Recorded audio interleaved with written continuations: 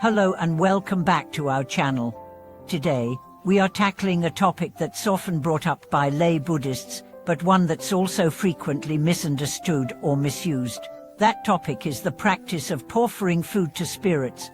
Many people, especially those who follow the Pure Land teachings, try to perform these offerings to cultivate good karma, make connections, or save sentient beings. But did you know that offering food, while having boundless merit, is not something that can be done cavalierly or at any time? If done incorrectly, it can invite spirits to interfere with your home, scatter your blessings, and even lead to disturbing consequences. In this video, we'll carefully examine whether household practitioners can perform offering to spirits, what the correct conditions are, and how to avoid potential mishaps.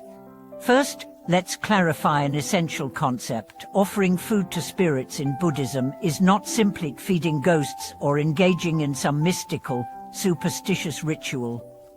It is, at its core, an expression of great compassion, a way to offer nourishment and spiritual support to suffering sentient beings, especially those in the ghost realm. This practice traces back to the teachings of the Buddha, particularly the method known as the ancient offering, a way of performing offerings to the hungry ghosts in a compassionate and systematic manner. This form of offering food is considered a high-level practice that expresses the most profound form of generosity and spiritual merit. But because the recipients of these offerings are not always visible to the human eye, many of them are non-human beings, such as spirits, hungry ghosts, and wandering souls. Performing such an offering requires a high level of spiritual skill, clarity of intention, and sufficient merits.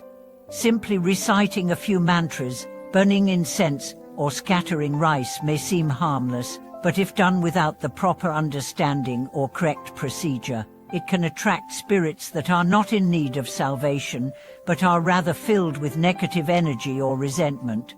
These spirits may become attached to the practitioner, causing disturbances in the household or even affecting the mental and physical well-being of the people in the home. Let me tell you about a real-life incident.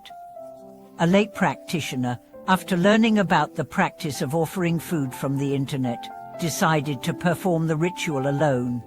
She set up her offerings on her balcony and began reciting mantras. Initially, she felt encouraged by what seemed like spiritual signs, such as having dreams in which she saw beings coming to take the offerings. But soon, strange occurrences began to happen in her home. Electrical devices malfunctioned, her children started having nightmares, her family members became inexplicably angry and irritable, and even her pets refused to enter the house. After consulting a qualified Buddhist teacher, she learned that she had failed to properly establish a protective boundary, lacked guidance from spiritual beings, and had not performed the proper closing of the ritual.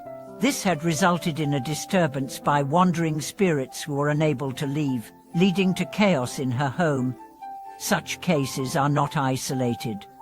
Many lay practitioners, when attempting to perform these offerings without the necessary understanding, may end up unintentionally causing more harm than good. This is why Buddhist teachings emphasize that such practices must be done according to the correct Dharma, and it is not enough to just go through the motions without the proper spiritual foundation.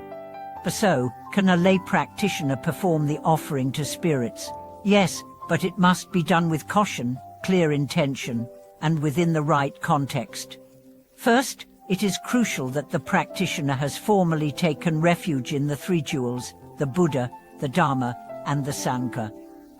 Without this formal refuge, you are not considered a proper Buddhist disciple, and the protective powers of the Dharma may not be available to assist in your ritual. Practicing the teachings of the Buddha without refuge is akin to trying to cross a river without a boat. It's not safe and not effective. Second, offering food to spirits is not a magic trick or a ritual to gain personal benefits. It is an act of great compassion, intended to assist beings who are suffering. As a lay practitioner, you are not performing this act alone. You should invoke the power of the Buddha, the Dharma, and the Sangha to aid in the offering. The motivation behind your offering must be pure and selfless. It should not be driven by personal desires for wealth, fame, or other worldly gains. Third, the ritual should be performed with proper boundaries. It's crucial to set up a space of protection, often through the use of incense, lamps, sacred mantras, or visualizations of the Dharma protectors. Failing to establish such boundaries can lead to the unintended attachment of spirits who may remain in your space, causing disturbances that affect your home and your life. Fourth, the ritual must always conclude with the proper closing and dedication of merit. This is essential, as the offerings should not be left incomplete. You must return any spirits or entities to their rightful place, and dedicate the merit generated from the offering to the benefit of all sentient beings.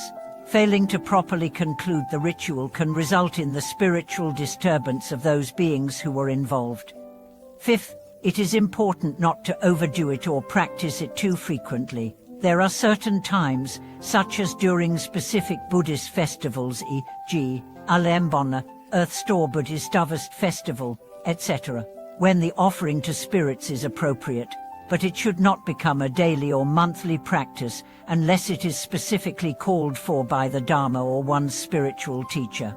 Practicing the ritual too often, or without the proper foundation, may lead to an imbalance in the practitioner's spiritual energy, as well as in the family's overall energy field. The teaching on offering food to spirits reminds us of one fundamental truth in Buddhism: intention and mindfulness are everything. We are not simply performing rituals for the sake of rituals, nor are we engaging in practices to control the invisible world. Rather, we are acting out of deep compassion, mindful of the lives of others, and working within the framework of the three jewels to help guide them towards liberation. In everyday life, how can we make sure our practice is aligned with the true teachings of Buddhism? We must always take a mindful approach to our actions, whether it is performing offerings to spirits, practicing meditation, or simply interacting with others. Buddhism is not an isolated or theoretical practice. It is something we live every day through our actions, thoughts, and intentions. Thank you for joining us in today's video.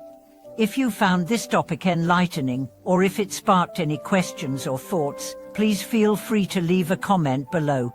We would love to hear from you. And don't forget to subscribe to our channel for more thought-provoking discussions. Like the video if it resonated with you, and we look forward to having you join us next time.